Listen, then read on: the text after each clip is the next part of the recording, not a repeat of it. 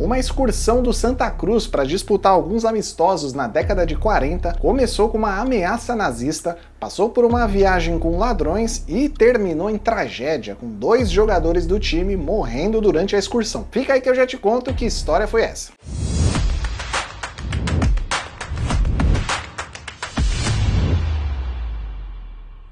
A história de hoje poderia facilmente virar um filme, um livro ou até mesmo uma série. O time do Santa Cruz passou por maus bocados durante uma excursão para disputar alguns amistosos no norte e no nordeste brasileiro. Depois de 4 meses e mais de 20 jogos disputados, inclusive alguns desses jogos só disputados para poder pagar a excursão que parecia nunca ter fim, o Santa Cruz voltou para Recife com 2 jogadores a menos no seu elenco. A saga começou logo no início do ano de 1943. Logo depois da virada do ano, no dia 2 de janeiro, o time do Santa Cruz embarcou num navio para viajar de Recife até Natal. Em 1943, o mundo vivia dias nebulosos, com a Segunda Guerra Mundial rolando e o perigo de ataques aéreos e marinhos que poderiam acontecer a qualquer momento. Um ano antes, em 1942, 5 navios brasileiros foram afundados por submarinos alemães, o que fez o Brasil declarar guerra aos países do eixo, liderados por Alemanha, Itália e Japão, e ficar do lado dos aliados, o grupo liderado por Estados Unidos, França, Reino Unido e União Soviética. Por conta disso, a costa brasileira, e em especial o Nordeste, ficou cercado por submarinos nazistas alemães, ou seja, submarinos inimigos, prontos para atacar qualquer embarcação que minimamente apresentasse perigo. Por precaução, o navio que levou Santa Cruz de Recife para Natal foi acompanhado durante todo o trajeto por 2 navios da Marinha Brasileira. Apesar do medo constante, o time do Santa Cruz chegou são e salvo em Natal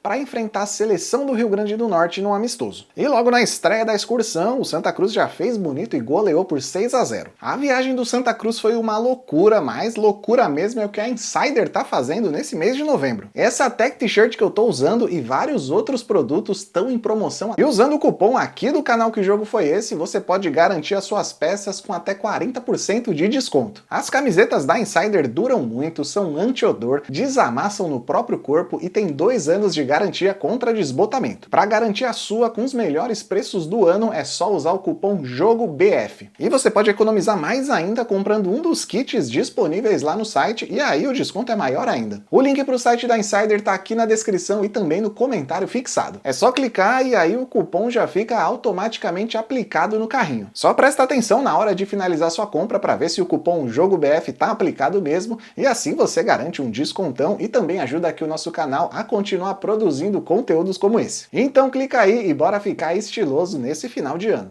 O planejamento inicial da excursão do Santa Cruz era sair de Natal, viajar até Belém para jogar mais alguns amistosos e de lá voltar de navio para Recife no final de janeiro. A volta de Belém para Recife também seria de navio e estava programada para acontecer no final de janeiro. O motivo da viagem era puramente financeiro. O Santa Cruz, assim como vários outros times da época, não tinha um calendário extenso de jogos durante todo o ano. Então eles precisavam marcar amistosos para gerar um dinheiro de bilheteria e com isso manter o time em funcionamento o ano inteiro. Além disso, essas excursões também serviam para fortalecer a imagem do time em outros estados brasileiros. E vale lembrar também que lá em 1943 as viagens de avião ainda eram caríssimas e praticamente inacessíveis para um time de futebol. Por isso, o jeito era viajar ou de ônibus ou de navio. Então, mais uma vez de navio, o Santa Cruz embarcou de Natal para Belém para disputar alguns amistosos com times locais. A estreia na capital paraense rolou contra o Transviário no dia 10 de janeiro e com mais uma goleada do Santa Cruz, 7-2. 4 dias depois, o time vencia a Tunaluso por 3-1 e 3 dias depois, em 17 de janeiro, viria o primeiro revés da excursão, derrota por 5-2 para o Remo. Na partida contra o Remo, alguns jogadores se sentiram mal e foram diagnosticados com uma intoxicação alimentar. Mesmo assim, o Santa Cruz disputou os 2 últimos amistosos programados em Belém. Empate em 3-3 contra a seleção do Pará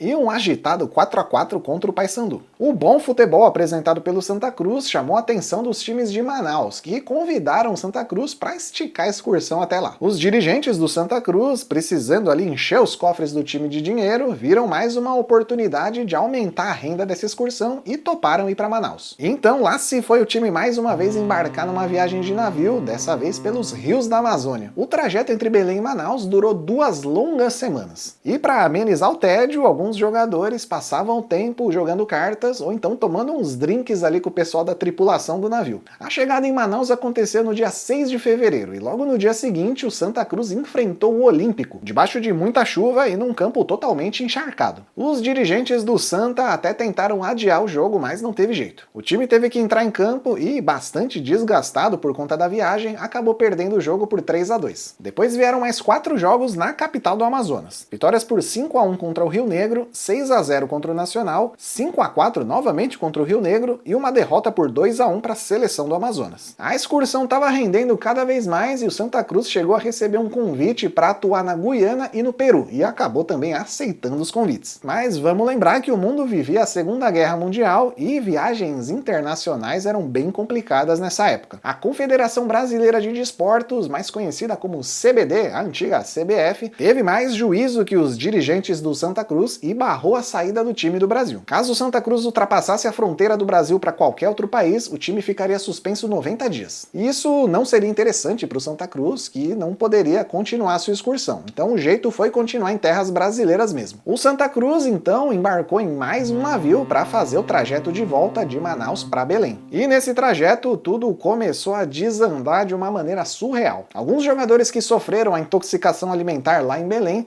voltaram a sentir os sintomas nesse trajeto de navio entre Manaus e Belém. 2 jogadores apresentavam sintomas mais graves, o goleiro King e o atacante Papeira. Eles chegaram a ser medicados, mas os remédios não faziam efeito, principalmente porque os jogadores do Santa Cruz não seguiam à risca as recomendações dos médicos, principalmente em relação à alimentação. Com a situação de quase calamidade, 2 jogadores passando muito mal, quase em estado grave, os dirigentes do Santa Cruz decidiram, vamos voltar para Recife. O problema é que nesse meio tempo o governo brasileiro proibiu a navegação na costa brasileira por conta da Segunda Guerra. Como o Santa Cruz não tinha dinheiro para pagar passagem aérea para todo mundo, o jeito foi ficar em Belém mesmo e marcar mais alguns amistosos para custear a hospedagem e alimentação do time na cidade, até que a volta para Recife fosse liberada. Então, mais um amistoso contra o Remo foi agendado para o dia 2 de março. O Santa Cruz, desfalcado de vários jogadores, venceu o time paraense por 4-2. Enquanto isso, o goleiro King e o atacante Papeira pioraram bastante e tiveram que ser internados no hospital em Belém. Na madrugada do dia 3, viria a notícia que abalaria de vez a excursão. O goleiro Erickson Viana Dias, que tinha o apelido de King, não resistiu e faleceu no hospital. A causa da morte foi um diagnóstico de febre tifoide, doença que também atingiu o atacante Papeira. A febre tifoide está associada a condições precárias de saneamento básico e higiene. E segundo o Ministério da Saúde, a doença pode matar se não for tratada adequadamente. O goleiro King acabou sendo enterrado lá em Belém, porque como a navegação estava proibida, não tinha jeito de levar o corpo para Recife. E uma curiosidade é que o goleiro nem era jogador registrado pelo Santa Cruz, mas sim pelo América Futebol Clube de Recife. Ele acabou sendo emprestado do América para o Santa Cruz só para essa excursão, da qual ele nunca mais voltaria. E nos dias de hoje, a morte de um jogador durante uma excursão de amistosos com certeza faria o time voltar para casa imediatamente, até mesmo como forma de respeito pela vítima. Mas lá em 1943, o Santa Cruz não podia voltar para Recife de navio, não tinha dinheiro para voltar de avião e também via o dinheiro quase acabar para pagar a hospedagem e alimentação de todo mundo. A saída foi marcar mais amistosos ainda para custear toda a viagem que já durava mais de 2 meses. Então, 3 dias depois da morte do goleiro King, o Santa Cruz entrava em campo para enfrentar o Paysandu num domingo de carnaval. Em campo, empate em 1-1. Internado no hospital entre a vida e a morte, o atacante Papeira também não resistiu e acabou falecendo enquanto seus companheiros jogavam contra o Paysandu. A segunda vítima fatal de uma excursão que já não tinha nenhuma condição de continuar. Mas acreditem, ela continuou. O Jornal Diário de Pernambuco estampou no dia 9 de março a manchete: o Santa Cruz anuncia novos jogos, apesar da morte de 2 de seus jogadores. Na reportagem, o jornal ainda criticou o fato do Santa Cruz entrar em campo contra o Paysandu, enquanto, abre aspas, o atacante Papeira agonizava no hospital com mais algumas miseráveis horas de vida. 6 dias depois, em 14 de março, o Santa Cruz empatava em 0-0 contra a Tunaluso. O dinheiro arrecadado pelo Santa Cruz com a excursão já estava no limite, principalmente por conta dos gastos com a internação e o sepultamento dos 2 jogadores falecidos. A Federação de Futebol do Pará ficou sabendo da situação de calamidade que o clube vivia e marcou mais um amistoso para ajudar ali o time. Dessa vez, o amistoso seria contra um combinado de jogadores de Remo e Paysandu. E toda a renda da bilheteria da partida seria destinada às famílias do King e do Papeira. Em campo, um empate em 3-3 para um estádio praticamente vazio, como noticiou o Diário de Pernambuco no dia seguinte à partida. E ainda havia tempo para mais 3 amistosos na capital paraense. Em 21 de março, derrota por 5-2 para Tunaluso. No dia 28 de março, como se já não bastasse a maratona de jogos, o Santa Cruz entrou em campo 2 vezes no mesmo dia. Vitória por 1-0 novamente contra a Tunaluso e derrota por 2-1 para o Transviário. A navegação brasileira finalmente foi liberada e no próprio dia 28 de março, depois de jogar 2 vezes no mesmo dia,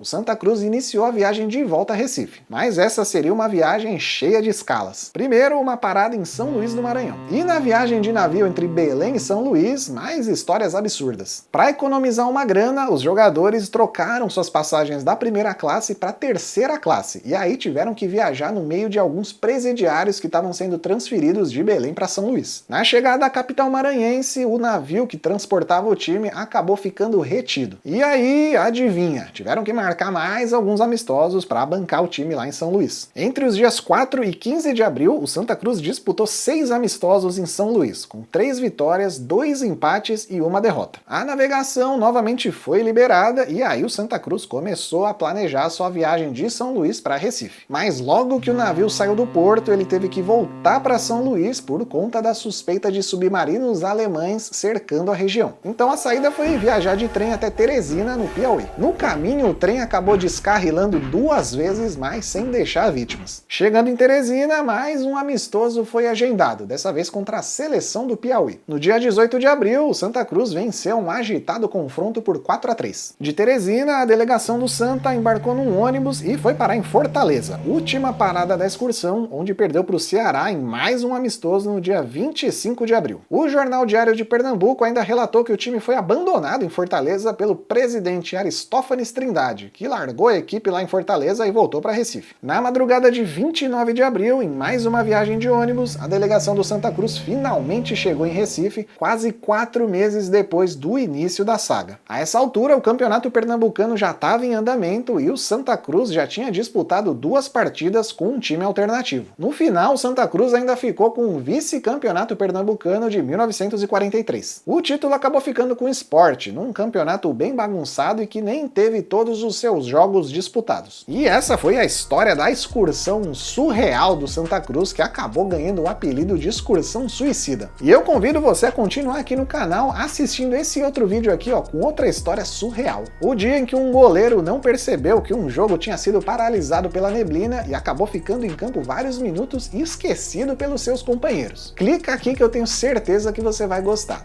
Eu fico por aqui e até o próximo jogo.